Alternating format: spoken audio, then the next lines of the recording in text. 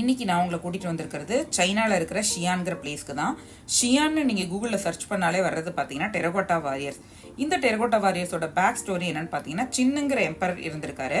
So அவர் என்ன பண்ணியிருக்காருன்னா, தான் இறக்கும்போது ஸோ அவரோட சேர்ந்து அவரோட படைகளையும் கிட்டத்தட்ட ஒரு 8000 வாரியர்ஸ் அதை ஸ்கல்ப்சர் பண்ணி தன்னோட சேர்ந்து புதைக்கணும்னு சொல்லியிருக்காங்க. 2200 வருஷத்துக்கு முன்னாடி இதெல்லாம் பண்ணியிருக்காங்க. கிட்டத்தட்ட இதெல்லாம் அழிஞ்சே போயிடுச்சு.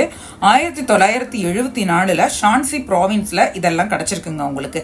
ஸோ இது எல்லாமே பார்த்தீங்கன்னா உங்களுக்கு புரோக்கன் பீஸாக தான் கிடச்சிருக்கு. ஸோ ஒவ்வொன்றுத்தையுமே அவங்க தான் ரெடி பண்ணியிருக்காங்க. அதாவது ஒரு ஜிக்ஸா பசல் மாதிரி தான் எல்லாமே ரெடி பண்ணியிருக்காங்க உங்களுக்கு. சில பேருக்கு சில வாரியர்ஸ்க்கு தலையே இல்லை உங்களுக்கு. ஸோ இது பார்த்தீங்கன்னா ரொம்ப ஆச்சரியமாக இருந்தது. கிட்டத்தட்ட 8000 வாரியர்ஸ்லேருந்து 1200 தான் இப்போ கிடச்சிருக்கு. இவர் தான் லக்கி ஸ்டாராங்க. ஏன்னா இவர் மட்டும் தான் உடையாமல் கிடச்சாராம். அதனால இவர் மட்டும் தனியாக உங்களுக்கு கிளாஸ் ஃப்ளோரில் போட்டு வச்சுட்டாங்க. அதே மாதிரி சீனியர் அதாவது ஹை ரேங்கிங் ஆஃபீஸர் எல்லாரையும் இது மாதிரி தனியாக வச்சுருந்தாங்க உங்களுக்கு. இந்த சின் டைனசிட்டியை பற்றி படித்தோன்னு வச்சுக்கோங்களேன், ஒரு தமிழ் படமே எடுக்கலாங்க. அந்த அளவுக்கு அந்த சின்னுங்கிற எம்பரர் இறந்த உடனே ஆட்சியை பிடிக்கிறதுக்கு என்னென்னலாம் நடந்ததுன்னு சுவாரஸ்யமாக தெரிஞ்சுக்கிட்டோன்னு வச்சுக்கோங்களேன், கண்டிப்பாக ஒரு படம் பார்த்த மாதிரி தான் இருக்கும் நமக்கு. இந்த டெரகோட்டா வாரியர்ஸ் அப்புறம் ஷியான்ல வேற என்னென்ன இருக்குங்கிற டீடைல்டு வீடியோ நான் என்னோட சேனலில் போட்டிருக்கேன். கண்டிப்பாக செக் அவுட் பண்ணி பாருங்க.